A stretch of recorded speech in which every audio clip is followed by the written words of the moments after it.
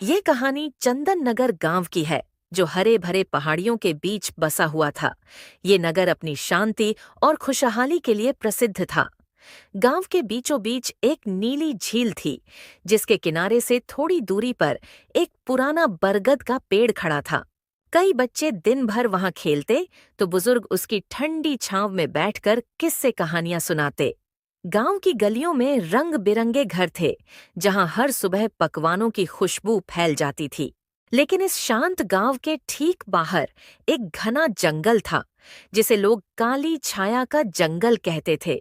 ये जंगल दिन में तो हरा भरा और सुंदर दिखता, लेकिन शाम होते ही वहां से अजीब अजीब आवाजें आने लगतीं। गांव के बुजुर्ग कहते थे कि वहां रात में सफेद साया घूमता है, और कभी कभी जंगल से किसी के हंसने या रोने की आवाज आती है।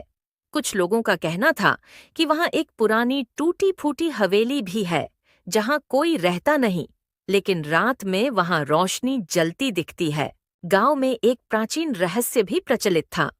कहा जाता था कि जंगल के बीचों बीच एक गहरी गुफा छिपी हुई है, जिसे गांव के बुजुर्ग मायावी गुफा कहते थे। यह कोई साधारण गुफा नहीं थी। बुजुर्गों के अनुसार जो कोई भी इसमें घुसता, वह या तो रास्ता भूल जाता या फिर वापस ही नहीं आता। कहानी के अनुसार सैकड़ों साल पहले यहाँ एक राजा का महल था। जब दुश्मनों ने हमला किया, तो राजा ने अपना अनमोल खजाना इसी मायावी गुफा में छुपा दिया, और उसकी रक्षा के लिए एक जादुई शक्ति छोड़ गया। जिसने भी खजाने को ढूंढने की कोशिश की, उसे माया जाल में फंसा दिया गया। चंदन नगर में मोहन नाम का एक किसान रहता था, जिसके परिवार में उसकी पत्नी लीला और बेटा किशन थे। मोहन एक साधारण किसान था। उसके पास एक छोटी सी जमीन थी, जिस पर वो खेती करके अपने परिवार का पेट पालता और घर का खर्च चलाता था। लेकिन पिछले कुछ सालों से गांव में सूखा पड़ने के कारण उसकी फसल ठीक से नहीं हो रही थी, और इसी बीच उसकी पत्नी की तबीयत खराब हो जाती है, जिस कारण मोहन अपनी पत्नी के इलाज और अपने घर के खर्च के लिए नगर के एक नामी सेठ धनश्याम के पास से कुछ पैसे उधार ले लेता है। देखते देखते उधार लिए मोहन को साल भर बीत जाता है, इसलिए अपने पैसे लेने सेठ मोहन के घर आता है। सेठ जब मोहन के घर आता है, उस वक्त मोहन अपने बेटे किशन के साथ बैठकर बातें कर रहा होता है, और जब वो सेठ को देखता है, तो उसे देखकर वो खड़ा हो जाता है। सेठ जी, आप अचानक मेरे घर, क्या हुआ, कोई काम था क्या? नहीं मोहन, कोई काम नहीं था। बस अपने पैसों के बारे में पूछने आया था। क्या हुआ, कब दे रहा है मेरे पैसे? अब तो पैसे लेकर तुझे साल भर से ज्यादा हो चुका है। कहीं तू मेरे पैसों के बारे में भूल तो नहीं गया है? सेठ से पैसों का सुनकर मोहन परेशान हो जाता है। नहीं सेठ जी, मैं आपके पैसों के बारे में कैसे भूल सकता हूँ। उन्हीं पैसों से तो मेरे पत्नी का इलाज हुआ था। हाँ, तो कब लौट आ रहा है मेरे पैसे? सेठ जी, अब आपसे झूठ बोलकर मैं क्या करूंगा, पर मेरे पास अभी तो पैसे नहीं है, पर मैं पूरी कोशिश करूंगा कि जल्द से जल्द आपके पैसे लौटा सकूं। मोहन की ये बात सुनकर सेठ तो बहुत भड़क जाता है। क्या कहा, तेरे पास पैसे नहीं हैं? और जब तू साल भर में मेरे पैसे नहीं लौटा पाया, तो अब कहां से लाएगा? सेठ जी, मुझे बस कुछ समय और दीजिए, मैं कहीं से कोई इंतजाम करके आपके पैसे लौटा दूंगा। मोहन की ऐसी बातें सुनकर सेठ मोहन को बहुत खरी खोटी सुनाने लगता है, और जब सेठ मोहन को भला बुरा बोल रहा था, उस वक्त उसका बेटा भी ये सारी बातें सुन रहा था। कुछ समय मोहन को चिल्लाने के बाद सेठ वहां से चला जाता है। उसके जाने के बाद मोहन का बेटा उससे कहता है, बाबा, क्या हम हमेशा गरीब ही रहेंगे? माँ की तबीयत भी ठीक नहीं रहती है, और अब सेठ भी अपने पैसों के लिए हमारे सिर पर चढ़ गए हैं। बेटा, मैं पूरी कोशिश कर रहा हूं, लेकिन हालात हमारे पक्ष में नहीं हैं। भगवान ने चाहा तो सब ठीक हो जाएगा। लेकिन बाबा, कब तक? मैं कुछ करना चाहता हूँ, ताकि हमारी परेशानियां दूर हो सकें। किशन बचपन से ही बहुत जिज्ञासु और साहसी था। गांव के बुजुर्गों से उसने कई बार मायावी गुफा के बारे में सुना था। उसे याद आया कि लोग कहते थे, जो भी उस गुफा में गया, वो या तो खो गया या फिर लौटकर नहीं आया। लेकिन अगर कोई उस रहस्यमयी गुफा का रहस्य सुलझा ले, तो वहां छुपा खजाना उसे मिल सकता है। बाबा, मैं बचपन से गांव के पास जो जंगल है उसके बारे में बहुत कुछ सुनता आ रहा हूँ। कोई कहता है वहां नरभक्षी रहते हैं, कोई कहता है वहां भूतों का बसेरा है, तो कोई कहता है वहां कोई मायावी गुफा है जिसमें बहुत सारा खजाना है। तो क्यों ना पिताजी हम लोग वहां चलते हैं और उस खजाने को पा लेते हैं। फिर हम लोग भी सेठ की तरह अमीर बन जाएंगे और फिर आप सेठ से लिए कर्ज को भी चुका देना। किशन के मुंह से मायावी गुफा की बात सुनकर मोहन बहुत चौंक जाता है। बेटा, तुमने आज कह दिया है, लेकिन याद रखना, कभी भी जीवन में उस मायावी गुफा में जाने और उसके खजाने को ढूंढने की बात मत करना। तुम्हें अभी पता नहीं है, मैं जब छोटा था ना, तब से मेरे पिताजी मतलब तुम्हारे दादाजी भी मुझे उस मायावी गुफा में जाने से मना करते थे। वहां जाना मतलब अपनी मौत को निश्चित करना, समझे तुम? लेकिन पिताजी, जब सेठ जी आपको बेइज्जत करते हैं तो मुझे बिल्कुल भी अच्छा नहीं लगता है। मुझे लगता है कि मैं उस जंगल में जाऊं और वहां से खजाना लेकर आऊं और उस खजाने की मदद से सेठ जी को उनके कर्ज के पैसे लौटा दूं, ताकि वो आपको फिर से कभी बेइज्जत ना कर सके। बेटा, मैं तुम्हारे भावनाओं का सम्मान करता हूं, लेकिन बेटा, मेरे लिए तुम भी कोई खजाने से कम नहीं हो।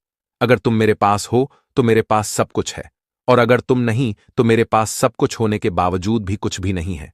जब मुझे पता है कि उस गुफा में क्या है, तो मैं तुम्हें कैसे मौत के मुंह में ढकल दूं। इसलिए खबरदार, जो तुमने आज के बाद उस गुफा में जाने की भी सोची। मोहन की बात सुनकर किशन को बहुत बुरा लगता है और वो समझ जाता है कि उसके पिता सही कह रहे हैं। इसलिए वो अपना विचार छोड़ देता है। देखते देखते कुछ समय और बीत जाता है और अभी भी मोहन के पास इतने पैसे नहीं हो पाते हैं जिससे वो सेठ धनश्याम का कर्ज चुका सके। इस बीच सेठ धनश्याम फिर से अपने कर्ज के पैसे लेने मोहन के घर पहुंच जाता है। मोहन, ओ मोहन, कहाँ छुप कर बैठा है मेरे पैसे खाकर? बाहर निकल और मेरे पैसे मुझे वापस कर, नहीं तो तेरे साथ अच्छा नहीं होगा मोहन। सेठ धनश्याम के इतने जोर से चिल्लाने के कारण लीला अपने घर से बाहर निकलकर आ जाती है और बाहर आकर उसने देखा कि सेठ धनश्याम बहुत गुस्से में था। क्या हुआ सेठ जी? आप यूं इस तरह गुस्से में क्यों हो? क्या हुआ है आपको? ये बात मुझसे नहीं, अपने पति से पूछो। उसने मुझसे तुम्हारी बीमारी का बहाना करके पैसे लिए थे और उसने मुझसे कहा था कि मैं साल भर में पैसे लौटा दूंगा। लेकिन अब साल बीते महीना होने वाला है, पर मेरे पैसों का कुछ भी अता पता नहीं है। सेठ जी, उन्होंने बहाना नहीं बनाया था। मेरी तबीयत सच में खराब हो गई थी और अभी हमारी स्थिति सही नहीं है। हमारी फसल भी खराब हो गई है, जिस वजह से वो आपका कर्जा नहीं चुका सके। मैं ये सब नहीं जानता, मुझे तो मेरे पैसे चाहिए। इसलिए उससे कहना जल्द से जल्द मेरे पैसे लौटा दे, नहीं तो तुम्हें अपना ये घर मेरे नाम करके छोड़कर जाना होगा। सेठ धनश्याम लीला को खरी खोटी सुनाकर वहां से चला जाता है। शाम को जब मोहन अपने घर आया तो लीला ने सुबह हुई घटना की सारी जानकारी मोहन को बताई। सुनिए जी, आज सुबह जब आप घर पर नहीं थे, तब सेठ जी आए थे। वह कह रहे थे कि पैसे नहीं दिए, बहुत समय हो गया है। अब जल्द से जल्द मेरा पैसा वापस कर दो, नहीं तो मैं तुम्हारे इस घर को अपने कब्जे में कर लूंगा। ऐसा कुछ भी नहीं होगा। मैं उस सेठ का सारा कर्जा चुका दूंगा, उसके बाद सब कुछ ठीक हो जाएगा और हमें कोई भी अपने घर से बाहर नहीं निकाल सकता है। मोहन के पास एक पुरानी बैलगाड़ी थी जिसे वो बेचना नहीं चाहता था क्योंकि वो उसके पिताजी की निशानी थी। लेकिन अब हालात इतने खराब हो गए थे कि उसे बैलगाड़ी बेचने का विचार करना पड़ा। आखिर वो करता भी क्या? गांव के सेठ धनश्याम, जो बहुत ही चालाक और निर्दयी थे, मोहन के कर्ज को और बढ़ाने की धमकी दे रहे थे। क्या हुआ जी, आपने कुछ सोचा कि नहीं? आप किस तरह से उस सेठ का कर्जा चुकाएंगे? अन्यथा आपको तो पता ही है हमारे साथ क्या होगा। तुम चिंता मत करो भाग्यवान, मैं शहर जाकर हमारे पास रखी हुई बैलगाड़ी को बेचकर आता हूं। उसके बाद जो पैसे मिलेंगे हम उन पैसों को सेठ जी को दे देंगे और अपना कर्जा चुका देंगे। ये आप क्या कह रहे हो जी? वो बैलगाड़ी तो आपके पिताजी की आखिरी निशानी है, और आप उस आखिरी निशानी को भी बेच देंगे तो फिर उसके बाद आपको बुरा नहीं लगेगा क्या? लगने दो बुरा, लेकिन इससे ज्यादा तो बुरा नहीं लगेगा ना कि हम लोग अपने घर से बाहर निकल जाएं। और वैसे भी बैलगाड़ी के लिए बैलों की जरूरत होती है जो कि हमारे पास नहीं है।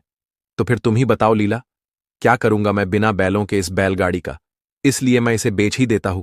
वो सब तो ठीक है, लेकिन एक बार फिर से सोच लीजिए। वो बैलगाड़ी आपके पिताजी की आखिरी निशानी है, क्या इसे बेचना सही होगा? लीला, हमारे पास और कोई चारा नहीं है। हमारे बेघर होने की नौबत आ गई है। मजबूरी इंसान को हर फैसला लेने पर मजबूर कर देती है। मोहन ने अपने बैलगाड़ी को बेचने का फैसला किया और अपने पड़ोसी से बैल लेकर अपने बैलगाड़ी को बेचने शहर की ओर चल पड़ा। मोहन बैलगाड़ी लेकर जब शहर पहुंचा तो वो एक दुकान के पास रुककर अपने बैलगाड़ी को बेचने लगा। सेठ जी, ये मेरी बैलगाड़ी है, इसे मुझे आपको बेचना है, तो क्या आप इसे खरीदेंगे और आप इसके कितने पैसे देंगे? देखो भाई, मैं तुमसे ये बैलगाड़ी खरीद तो लूंगा, लेकिन मैं तुम्हें इसके ज्यादा पैसे नहीं दे पाऊंगा, क्योंकि तुम्हारी ये बैलगाड़ी काफी ज्यादा पुरानी है। इसलिए मैं तुम्हें इसके केवल 500 रुपए ही दे पाऊंगा। अब भाई तुम सोच लो, तुम्हें ये बेचनी है या नहीं? मोहन ने अपने बैलगाड़ी की इतनी कम कीमत नहीं सोची थी जितनी उन सेठ जी ने उसे बताई थी, इसलिए वो अपने उदास मन से कहता है। ठीक है सेठ जी, जैसा आप कहो, मैं आपको अपनी ये बैलगाड़ी 500 में ही दे दूंगा। मोहन ने अपनी बैलगाड़ी उस दुकानदार को केवल 500 में ही बेच दी, लेकिन जो पैसे उसे मिले वो पैसे उसके कर्ज चुकाने और घर चलाने के लिए बहुत कम थे। लेकिन उसे जितने पैसे मिले वो उन पैसों को लेकर वापस अपने गांव लौट आया। वापस अपने गांव लौटने के बाद मोहन सबसे पहले सेठ धनश्याम के पास गया। सेठ जी, ये रहे आपके 500 रुपए, अभी आप इन्हें रख लीजिए, उसके बाद आपके बचे हुए 500 रुपए भी दे दूंगा जल्द ही। तुम क्या कह रहे हो? तुम होश में तो हो ना? मैं क्या यहाँ भलाई करने के लिए बैठा हूं?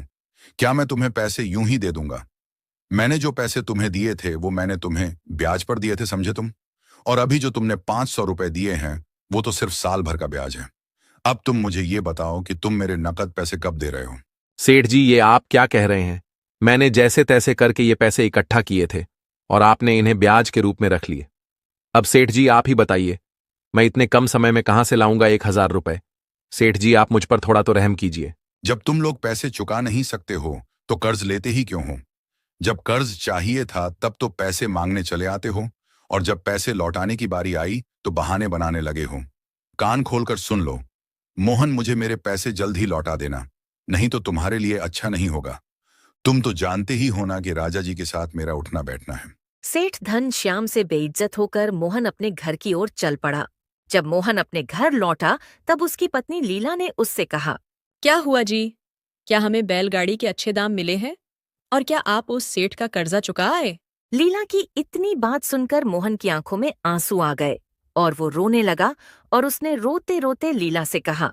मैंने अपनी सबसे प्यारी चीज बेच दी और मुझे उसके बदले इतने भी पैसे नहीं मिले कि मैं उसे बेचने के बाद भी अपना कर्ज चुका सकूं। जब मैं सेठ जी के पास गया तो मैंने उन्हें 500 रुपए दिए जो मुझे बैलगाड़ी बेचने के बाद मिले थे, लेकिन उस सेठ धनश्याम ने उन पैसों को भी रख लिया और मुझे बहुत बेइज्जत भी किया और मुझसे कहा कि जो तुमने मुझसे पैसे लिए थे ये 500 रुपए उसके ब्याज है और जल्दी से मेरे पैसे नहीं चुकाए तो अच्छा नहीं होगा। जब मोहन और लीला आपस में बातें कर रहे होते हैं तब बगल वाले कमरे में मौजूद किशन भी वह सारी बातें सुन रहा होता है। अपने पिता से ऐसी बातें सुनकर किशन बहुत दुखी हो जाता है। इसी तरह कुछ समय और बीत जाता है। फिर एक दिन जब मोहन और किशन खाना खाने के लिए बैठे हुए थे। अरे सुनती हो भाग्यवान, हम लोग खाने के लिए बैठ गए हैं, अब तुम जल्दी से हम लोगों के लिए खाना ला दो। मोहन की बात सुनकर लीला रसोई घर से बाहर निकल कर आई और उसने मोहन से कहा। सुनिए जी, घर में खाने के लिए कुछ भी नहीं है, जिस वजह से मैंने खाने के लिए कुछ भी नहीं बनाया। अगर आप घर के लिए राशन ला दोगे तो मैं कुछ बना दूंगी। खाने के लिए अभी केवल 2 ही रोटी बची है और वो भी किशन के लिए रखी है, जब वो विद्यालय जाएगा उसके लिए। मैं क्या करूं भाग्यवान, मैं कई दिनों से काम की तलाश कर रहा हूं, किंतु मुझे कोई भी किसी भी प्रकार का काम ही नहीं दे रहा है, जिसकी वजह से मैं घर का राशन नहीं ला पा रहा हूं। लेकिन ठीक है भाग्यवान, मैं आज फिर से जाता हूं और लाता हूं घर के लिए कहीं से राशन। किशन अपने माता पिता की मजबूरी को देखकर बहुत दुखी होता है और वो फैसला करता है कि आज वो दोपहर के समय उस मायावी गुफा को ढूंढने जाएगा और वहां से खजाना ढूंढकर लाएगा। फिर दोपहर के समय किशन ऐसा ही करता है। वो बिना किसी को बताए गांव के बाहर वाले जंगल में पहुंच जाता है। कुछ देर तक चलते चलते वो बहुत थक जाता है। हे भगवान, मैं तो बहुत थक गया चलते चलते और अब तो बहुत जोर की भूख भी लग गई है। अब मैं कोई अच्छी सी जगह देखकर पहले अपने साथ लाए रोटी खा लेता हूँ, फिर गुफा की तलाश करता हूँ। किशन खुद से बातें करते करते कुछ देर और चला ही था कि तभी उसे कुछ दूरी पर एक विशाल पेड़ दिखाई देता है। वो उस पेड़ के पास जाता है और उस पेड़ के नीचे जाकर बैठ जाता है और खाने के लिए जैसे ही भोजन निकाल रहा होता है तभी उसके सामने एक तेज रोशनी प्रकट होती है और उसी रोशनी से एक डरावना सा दिखने वाला राक्षस उसके सामने आया। किशन ने जैसे ही उस डरावने राक्षस को देखा, उसकी सांसें थम गईं, उसका शरीर कांपने लगा, लेकिन उसने खुद को संभाला और धीरे धीरे पीछे हटने लगा। ठहरो बालक, तुम कौन हो और इस जंगल में क्या कर रहे हो? मैं किशन हूँ, चंदन नगर से आया हूँ। चंदन नगर से? बहुत दिनों बाद किसी को जंगल के इतने भीतर कदम रखे देखा है, लेकिन तुम यहाँ क्यों आए हो? किशन को समझ नहीं आ रहा था कि उसे सच बोलना चाहिए या नहीं, लेकिन उसने हिम्मत जुटाई और कहा, मैं मायावी गुफा की खोज में आया हूँ। सुना है वहाँ खजाना छिपा है, जिससे मैं अपने परिवार की गरीबी दूर कर सकता हूँ। किशन की बात सुनकर राक्षस जोर जोर से हंसने लगा। खजाना? बालक, तुम नहीं जानते कि जिस खजाने की तुम बात कर रहे हो वो साधारण खजाना नहीं, बल्कि एक श्रापित खजाना है। जो कोई भी उसे लेने आया है वो सदैव के लिए यहीं इसे जंगल का होके रह गया है। लेकिन ऐसा क्यों? बुजुर्ग कहते हैं कि वह खजाना राजा का था। सच कहा, वह खजाना राजा का था, लेकिन राजा ने उसे बचाने के लिए एक तांत्रिक की मदद से श्रापित कर दिया था। उस तांत्रिक ने खजाने की रक्षा के लिए मुझे यहां छोड़ दिया। मैं ऐसे ही किसी को भी अंदर जाने नहीं दे सकता। किशन सोच में पड़ गया, लेकिन उसकी आंखों में अभी भी उम्मीद की किरण थी। पर कोई न कोई तो उस गुफा का रहस्य सुलझा सकता होगा। क्या कोई रास्ता नहीं है जिससे मैं अंदर जा सकूं? रास्ता है, लेकिन बहुत कठिन है। अगर तुम सच में उस गुफा में जाना चाहते हो तो तुम्हें 3 पहेलियों का सही जवाब देना होगा। अगर तुम सफल हुए तो गुफा का द्वार खुलेगा, लेकिन अगर असफल हुए तो तुम भी उन लोगों की तरह गायब हो जाओगे जो पहले आए थे। किशन को थोड़ा डर लगा, लेकिन उसने अपने पिता की बेइज्जती और माँ की तकलीफ को याद किया। उसने खुद को मजबूत किया और राक्षस की आंखों में देखते हुए कहा, ठीक है, मैं तैयार हूं। पूछो अपनी पहेलियां, मैं सही उत्तर दूंगा। राक्षस ने एक गहरी और गूंजती हुई आवाज में किशन से पहली पहेली पूछी। सुनो बालक, पहली पहेली यह है, बिना पंख के उड़ता हूं, बिना मुंह के बोलता हूं, जिसके पास जाता हूं उसे ठंडा कर देता हूं। बताओ, मैं कौन हूं? किशन ने कुछ देर सोचा और फिर उसका दिमाग तेजी से चलने लगा। उसने चारों ओर देखा और अचानक हवा के झोंकों को महसूस किया। फिर वह मुस्कुराया और बोला, पहली पहेली का उत्तर है हवा। राक्षस जोर से हंसा और बोला, शाबाश, ये सही उत्तर है, लेकिन अभी 2 और पहेलियां बाकी हैं। सुनो अगली पहेली। मैं जितना लेता हूं उतना ही बढ़ता हूं, पर जो मुझे रोक ले उसकी दुनिया उजली हो जाती है। बताओ, मैं कौन हूं? किशन इस बार तुरंत उत्तर नहीं दे पाया। उसने सोचते हुए अपने पिता के संघर्ष को याद किया। गरीबी, दुख और कठिनाइयां उसके मन में घूमने लगीं। तभी उसे एहसास हुआ कि यह पहेली किस चीज के बारे में थी। इसका उत्तर है अंधकार। राक्षस की आंखें चमकीं और वह जोर से चिल्लाया, बहुत अच्छे बालक, अब आखिरी पहेली का उत्तर दो और फिर देखो कि गुफा का रहस्य कैसे खुलता है। अब आखिरी पहेली ध्यान से सुनो। मेरा कोई आकार नहीं, फिर भी मुझे देखा जा सकता है। मैं जीवन का आईना हूं, पर फिर भी मैं कभी नहीं झूठ बोलता। बताओ, मैं कौन हूं? इस बार किशन थोड़ा घबरा गया। उसे कुछ समझ नहीं आ रहा था। उसने चारों ओर देखा, पेड़ों की ओर देखा, फिर अपनी ही परछाई पर नजर पड़ी। तभी उसे जवाब समझ आ गया। तीसरी पहेली का उत्तर है प्रतिबिंब। राक्षस एक पल के लिए शांत हो गया, फिर जोर से अट्टहास करने लगा। क्या बात है, तुमने तीनों पहेलियों का सही उत्तर दिया बालक। यह पहली बार है जब किसी ने यह कर दिखाया है। अब मैं तुम्हें मायावी गुफा का रास्ता बताऊंगा, लेकिन याद रखना, खजाना देखकर लालच में मत पड़ जाना, वरना इसका अंजाम बुरा भी हो सकता है। याद है ना, ये एक श्रापित खजाना है। किशन ने सिर हिलाया और आत्मविश्वास से बोला, जी, मैं किसी लालच में नहीं आया हूं, मुझे बस मेरे माता पिता की मदद करनी है। अगर ऐसी बात है तो जब तुम अंदर जाओगे तो तुम्हें वहां एक पतीला दिखेगा जो सबसे अलग रखा होगा। तुम उसे अपने साथ ले जाना, वो तुम्हारी बहुत मदद करेगा। पतीला?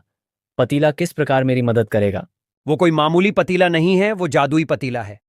उसमें तुम जो भी चीज डालोगे वो कई गुना हो जाएगी। इसकी मदद से तुम अपने माता पिता की बहुत मदद कर सकते हो।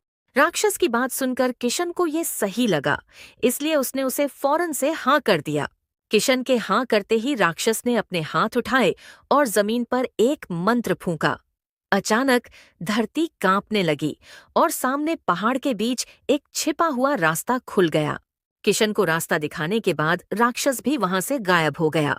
राक्षस के गायब होने के बाद किशन ने गहरी सांस ली और धीरे धीरे उस मायावी गुफा के अंदर चला गया। किशन जब गुफा के अंदर पहुंचा तो उसने वहां बहुत सारा खजाना देखा। इतना सारा खजाना देखकर किशन की आंखें खुली की खुली रह गई। तो गांव के बड़े बुजुर्ग सही ही कहते थे, यहाँ इतना खजाना है कि पूरे गांव की पीढ़ियां खत्म हो जाएंगी, पर यह खत्म नहीं होगा। पर मुझे राक्षस की बात याद रखनी होगी, आखिर ये है तो श्रापित खजाना, कहीं इसकी वजह से कोई बड़ी परेशानी ना खड़ी हो जाए। मैं चुपचाप वो जादुई पतीला लेकर यहाँ से चला जाता हूँ। किशन वो जादुई पतीला ढूंढने लगता है, पर उसे वो कहीं नजर नहीं आ रहा था। हे भगवान, वो पतीला तो यहाँ है ही नहीं। अब मैं क्या करूं? मैं ये हीरे जवाहरात नहीं ले जा सकता, मुझे इनकी जरूरत नहीं है। मुझे किसी तरह बस वो जादुई पतीला मिल जाए। किशन के ऐसा कहते ही अचानक से वो जादुई पतीला उसके सामने आ जाता है। उस जादुई पतीले को अचानक देख किशन भी डर जाता है। सच में ये कोई बहुत बड़ी मायावी गुफा है। यहाँ कब क्या हो जाए कुछ पता नहीं। मैं फटाफट से पतीला लेकर अपने घर चलता हूँ। कुछ देर बाद किशन वो जादुई पतीला लेकर अपने घर पहुंच जाता है और घर पहुंचकर वो सबसे पहले अपनी माँ को आवाज लगाता है। माँ देखो मैं क्या लाया हूँ, जल्दी से यहाँ आओ। किशन की आवाज सुनकर लीला बगल वाले कमरे से वहां आ जाती है। ये किसका पतीला उठा लाए किशन बेटा? माँ किसी से कहना मत, ये कोई मामूली पतीला नहीं है, ये एक जादुई पतीला है। मैं इसे उस मायावी गुफा से लेकर आया हूँ। मायावी गुफा की बात सुनकर लीला तो बहुत डर जाती है। क्या कहा मायावी गुफा? तुम वहां क्यों गए थे? तुम्हें पता है ना, वो बहुत खतरनाक जगह है। अगर तुमको कुछ हो जाता तो? नहीं माँ, मुझे कुछ नहीं होता, और तुम अब वो सब छोड़ो और मुझे रसोई घर से गेहूं का दाना ला कर दो, मैं तुम्हें इसका जादू दिखाता हूँ।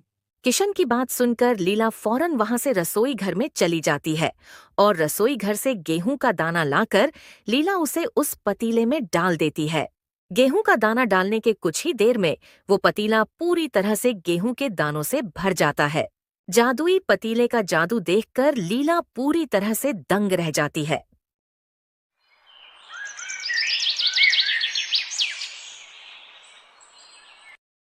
शाम को जब मोहन घर आया तो लीला ने तुरंत उसे जादुई पतीले की सारी बात बता दी।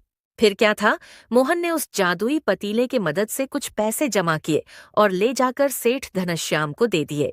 दोस्तों, ये कहानी हमें सिखाती है कि हिम्मत, धैर्य और समझदारी से हर समस्या का हल निकाला जा सकता है, लेकिन लालच और जल्दबाजी हमें संकट में डाल सकती है। सालों पहले की बात है। रामपुर नामक गांव में एक इंस्पेक्टर रहता था। उस इंस्पेक्टर का नाम ग्रेवाल सिंह था। गांव में ग्रेवाल सिंह बहुत प्रसिद्ध पुलिस वाला था। उसे सब लोग बहुत अच्छी तरह से जानते थे। इसीलिए नहीं क्योंकि वह बहुत बहादुर और ईमानदार था, बल्कि इसलिए क्योंकि वह बहुत बेईमान और घमंडी था। एक दिन ग्रेवाल सिंह अपने एक सब इंस्पेक्टर राघव के साथ रामलाल के राशन की दुकान पर जाता है। ओ रामलाल, बहुत शिकायत आ रही है तेरी। सुना है दुकान के सामान में मिलावट करता है तू। अरे साहब, ये क्या कह रहे हैं आप? हम तो एकदम बढ़िया माल मंगवाते हैं। हमारा सामान एकदम अच्छा है।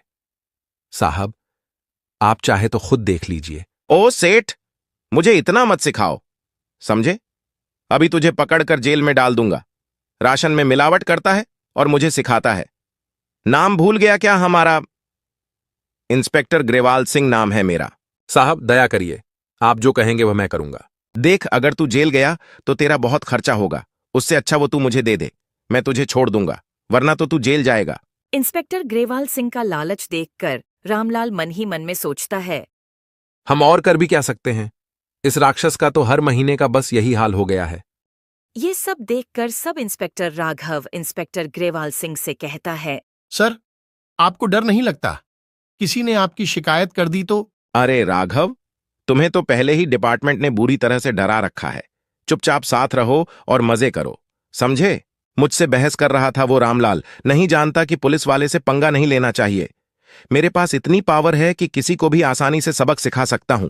क्या बात है साहब, आप तो बड़े निडर हैं। मुझे भी सिखाइए ना कि कैसे लोगों से पैसे वसूलते हैं। सर, मुझे अपना चेला बना लीजिए। राघव, तू अभी नया नया पुलिस में भर्ती हुआ है ना, मेरे साथ रहते रहते सब सीख जाएगा तू। ग्रेवाल सिंह पुलिस की वर्दी का रोज रोज गलत इस्तेमाल कर रहा था। फिर एक दिन ग्रेवाल सिंह अपने चेले के साथ कालू चाय समोसे वाले की दुकान पर जाता है। अरे कालू सुन, फटाफट चाय समोसा देना तो। हाँ, और सुन एकदम कड़क चाय बनाना, समझा? अरे साहब आप आइए आइए। अरे छोटू सुन, साहब के लिए 2 प्लेट समोसे लगा तो, और साथ में कड़क चाय भी देना। कालू गलती से अपने दुकान में आए नए नए लड़के छोटू को चाय और समोसे देने भेजता है। खा पीकर ग्रेवाल सिंह और उसका चेला सब इंस्पेक्टर दोनों जाने लगते हैं। साहब, आप पैसा देना तो भूल ही गए। क्या बोला तू? पैसे लेगा हमसे? उसी समय कालू दौड़ते दौड़ते आता है।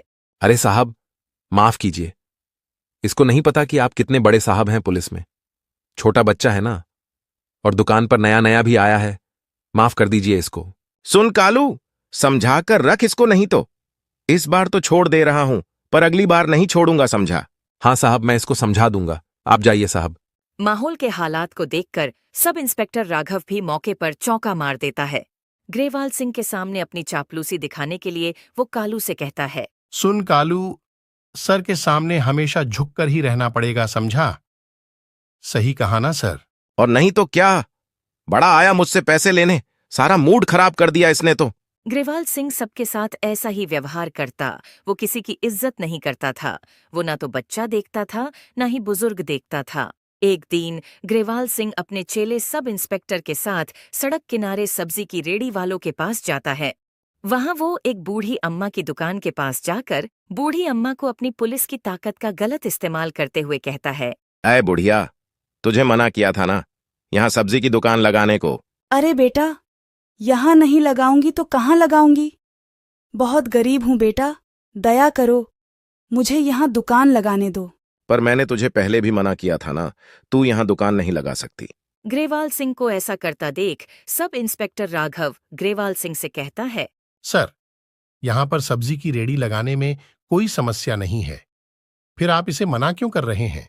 अरे राघव, अभी तू नया है, तू नहीं समझेगा। डराना पड़ता है इन लोगों को, तब जाकर झुकते हैं ये। बेटा, मैं बहुत गरीब हूँ, किसी तरह अपना पेट पाल लेती हूँ, दया करो, बहुत दुआएं दूंगी तुम्हें। दुआ का मैं क्या करूंगा, तू जानती नहीं मैं क्या कर सकता हूं। जा यहां से, नहीं तो 200 रुपए दे। बूढ़ी सब्जी वाली दुखी होकर घर चली जाती है। घर पर उसकी एक पोती थी जो बूढ़ी अम्मा को देखकर उसके पास आती है और कहती है। दादी, आप इतना जल्दी आज कैसे आ गई? क्या बताऊं बेटी, अब मैं वहां सब्जी नहीं बेच पाऊंगी। पर क्यों दादी, वहाँ क्या दिक्कत है? वहाँ तो बहुत से लोग सब्जियां बेचते हैं और आप तो बहुत अच्छी सब्जियां रखती हैं। हम गरीबों का कोई सहारा नहीं होता बेटी। शहर के बड़े पुलिस वाले ने मुझे वहां रेडी लगाने से मना कर दिया। वह मुझसे पैसे मांग रहा था, तभी वहां सब्जियां बेचने देगा। साहब के पैसे मांगने पर मैंने कहा, साहब मैं गरीब हूं, कहाँ से पैसे लाऊंगी? और अगर सब्जी नहीं बेचूंगी तो घर का खर्चा कैसे चलेगा? और तुझे क्या खिलाऊंगी? दादी, आप रोइए मत, मेरी चिंता मत कीजिए, मुझे बिल्कुल भूख नहीं लगी है। चलिए दादी, हम पुलिस अंकल को बोलते हैं, वह हमारी बात जरूर मान जाएंगे। नहीं मेरी बच्ची, वह तेरी भी बात नहीं मानेगा। मुझे माफ करना, मैं तेरा ख्याल नहीं रख पा रही हूँ। उसी शहर में केशव नाम का एक गरीब ऑटो चलाने वाला रहता था। एक दिन ग्रेवाल सिंह किसी को लूटने के लिए गश्त लगा रहा था। तभी वहां केशव अपने ऑटो से गुजर रहा था। ग्रेवाल सिंह उसे रोक लेता है और चालान मांगने लगता है। चल भाई, गाड़ी के पेपर दिखा। साहब, मेरे पास सब पेपर है, आप देख लीजिए। हाँ तो क्या, चल 1000 रुपए निकाल, तेरा चालान कटा है। 1000 रुपए? किस बात के साहब, मेरे तो सारे कागज सही है। हाँ सर, इसके तो सारे पेपर सही हैं। तुम चुप रहो राघव, मैं इसे अभी सबक सिखाता हूं। सर जो बोल रहे हैं वह कर, वरना तेरी गाड़ी हड़प लूंगा। पर यह तो गलत है साहब, मैं क्यों दूं आपको पैसे? मैं नहीं दूंगा, ये आप लोग गलत कर रहे हैं। ग्रेवाल सिंह फिर केशव को शराब पीकर गाड़ी चलाने के झूठे जुर्म में जेल भिजवा देता है। इस तरह सब ग्रेवाल सिंह से परेशान थे। ग्रेवाल सिंह की ऐसी हरकतों को रोज रोज देख देख कर सभी गांव वाले भी परेशान हो गए थे। एक दिन गांव के चौराहे पर कुछ लोग मिलकर ग्रेवाल सिंह की ही बात कर रहे थे। ये हमारे गांव के जो इंस्पेक्टर हैं, बड़े लालची हैं भाई, हर समय झूठे इल्जाम का डर दिखाकर हमसे पैसे वसूलते हैं। हाँ भैया, सही कह रहे हैं, हम तो बड़ा परेशान हो गए हैं, काम धंधा करना भी बड़ा मुश्किल सा हो गया है। अब क्या करें भैया, इनकी बात तो माननी ही पड़ेगी, वरना पता नहीं ये क्या कर दें। अब देखो भैया, कैसे और कब तक हमें उससे राहत मिलती है। हर बुराई का कभी ना कभी तो अंत होता ही है। सच ही कहा गया है, हर बुराई का अंत जरूर होता है। रिश्वत के पैसों से ग्रेवाल सिंह ने एक कार खरीदी और अपनी पत्नी और बेटी को लेकर उसमें घूमने जाने वाला था। अरे रानी, सुनती हो? देखो बाहर क्या लाया हूं आज। अरे वाह, नई कार। क्या जी, आपको बोनस मिला है क्या? अरे मेरी लाडो, इंस्पेक्टर ग्रेवाल सिंह अगर चाहे तो हर रोज बोनस मिल सकता है। तुम आम खाओ, गुठलियां क्यों गिन रही हो? कैसी लगी कार मेरी ये गुड़िया को? बहुत अच्छी है पापा, मुझे चिड़ियाघर ले चलिए और आइसक्रीम भी खिलाएगा। हाँ, पर पहले हम मंदिर चलेंगे, ठीक है ना? ठीक है मम्मी, पर आइसक्रीम जरूर खिलाना। मेरी गुड़िया जो कहेगी वही होगा। ग्रेवाल सिंह मस्ती में कार चला रहा था। अचानक सामने से एक ट्रक आता है जिसका ड्राइवर नशे में था। ड्राइवर बहुत तेज ट्रक चला रहा था। तेज ट्रक की वजह से ग्रेवाल सिंह की गाड़ी का संतुलन बिगड़ जाता है और वो एक पेड़ से टकरा जाती है। उसकी बेटी को ज्यादा चोट लग जाती है। तभी वहां केशव अपना ऑटो लेकर गुजर रहा होता है। साहब बाहर आ जाइए मेरा हाथ पकड़कर। ग्रेवाल सिंह किसी तरह बड़ी मुश्किल से बाहर निकल पाता है। साहब अंदर और भी लोग हैं क्या? मेरी गुड़िया अंदर ही है और मेरी पत्नी भी। हाँ साहब, मैं अभी निकालता हूं, आप फिक्र मत कीजिए। बड़ी मुश्किल से केशव सबको बाहर निकालता है और अपने ऑटो में बैठाकर अस्पताल ले जाता है। अस्पताल में डॉक्टर ग्रेवाल सिंह की पत्नी और उसकी बेटी की हालत के बारे में ग्रेवाल सिंह से कहता है। अभी आपकी पत्नी ठीक है, पर आपकी बेटी को खून की जरूरत है, जल्दी ही इंतजाम कर दीजिए। मैं कोशिश करता हूं, आप मेरी बेटी का इलाज अच्छे से कर दीजिए। इस वक्त तक केशव ने यह बात पूरे गांव में बता दी थी और सभी गांव वाले अस्पताल में आ गए थे। साहब आप बिल्कुल चिंता मत कीजिए, मैं बिटिया रानी को अपना खून दे दूंगा। आप लोग कितने अच्छे हैं। मैंने आप सभी लोगों के साथ कितना बुरा बर्ताव किया, फिर भी आप सभी लोग मेरी मदद के लिए यहाँ खड़े हैं। आप चिंता मत कीजिए साहब, बिटिया रानी बिल्कुल ठीक हो जाएंगी। माँ, आपको तो मैंने बहुत दुख दिया है, फिर भी आप मुझे दुआ दे रही हैं। आप सब लोग मुझे माफ कर दीजिए। आप लोगों ने मेरी आंखें खोल दी। अब मैं कभी कोई गलत काम नहीं करूंगा और अपनी वर्दी का हमेशा सही इस्तेमाल करूंगा। आप सब की वजह से मेरी गुड़िया और हम लोग बच पाए। आप लोगों का बहुत बहुत धन्यवाद।